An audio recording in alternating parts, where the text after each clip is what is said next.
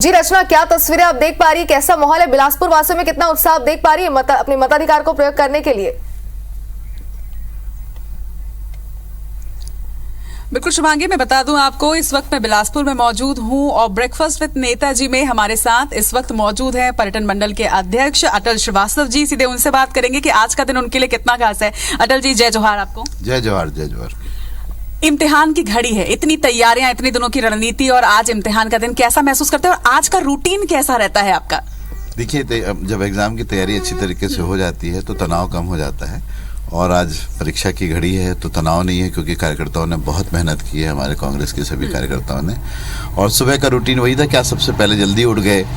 उठ के बाद एक हमारे कार्यकर्ता का फ़ोन आया, उसने, वो ईसाई समुदाय के थे, उन्होंने प्रेयर की सुबह 6 बजे। तो अच्छा लगा कि सुबह फ़ोन उठाते ही साथ किसी ने दुआएं की हमारे लिए।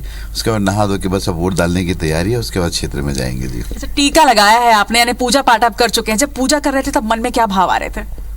पूजा तो हमारा रोज का रूटीन है, भगवान को एक बार जरूर याद करते हैं। टीका लगाया है, हमारी धर्मपत्नी ने निकलने से पहले टीका लगाया है। तो जो हमारे रिचुअल्स हैं, हमारी संस्कार हैं, उसको तो करना ही पड़ता है। और भगवान की आराधना तो रोज सुबह होती है, आज वो सुबह आराधना करके ही निकले। जी, क्या लग रहा है इस बार, कितने आश्वस्त हैं आप जीत के लिए? देखिए, जीत के लिए बहुत आश्वस्त इसलिए हूँ क्योंकि हमारी सरकार के जो 5 साल के कार्य हैं माननीय भूपेश बघेल जी की, और उनकी जो घोषणाएं हैं उसका अमल हमको जमीन पर दिखा। लोगों ने विश्वास व्यक्त किया कि जो भूपेश है तो भरोसा है। और ये जो विश्वास है, अचानक से पिछले 4-5-6 दिनों में ये बदलाव सा दिखा कि एक बयार सी बह रही है कि कांग्रेस की सरकार आएगी। ये तो बात हुई आपकी पार्टी की। आप कोटा से प्रत्याशी हैं और कोटा में त्रिकोणीय मुकाबला देखने को मिल रहा है, वहां किस तरह से आप देख रहे हैं? देखिए, कोटा कांग्रेस की परंपरागत सीट है और कोटा त्रिकोणीय मुकाबला आपने ठीक कहा, क्योंकि छत्तीसगढ़ के 2 बड़े राजनीतिक परिवार के लोग वहाँ लड़ रहे हैं। एक अपने पिता के नाम पर वोट मांग रहा है और एक अपनी पति के नाम पर वोट मांग रहे हैं। मैं एक सामान्य घर का आदमी हूँ, कांग्रेस पार्टी ने मुझे टिकट दी है, मैं केवल विकास के नाम पर वोट मांग रहा हूँ। अब वहाँ के लोगों को महसूस हुआ कि पिछले बार गलती हुई थी, इस बार वो गलती नहीं दोहराएंगे।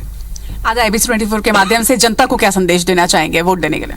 सभी लोकतंत्र का महापर्व है और लोकतंत्र में सरकार बनाना बहुत जरूरी होता है, इसलिए सबसे अपील करूंगा कि आप सब लोग लोकतंत्र में वोट करें और अपनी सरकार चुने, अपना विधायक चुने, अपना जनप्रतिनिधि चुने। यही मेरी अपील है।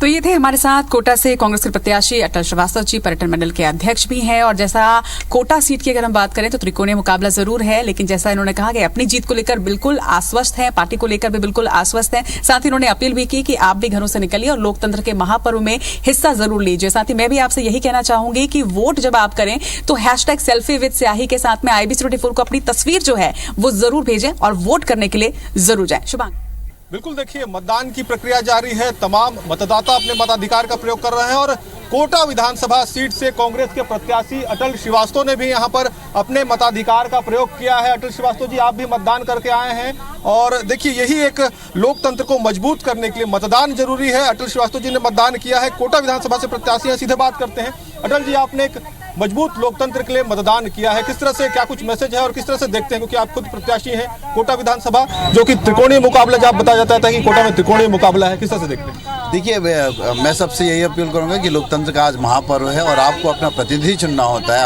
अपनी सरकारें चुननी होती है। तो छत्तीसगढ़ की सरकार है आपकी एक मत से होती, इसलिए आज मैं अपना मतदान करने के लिए यहाँ आया हुआ था।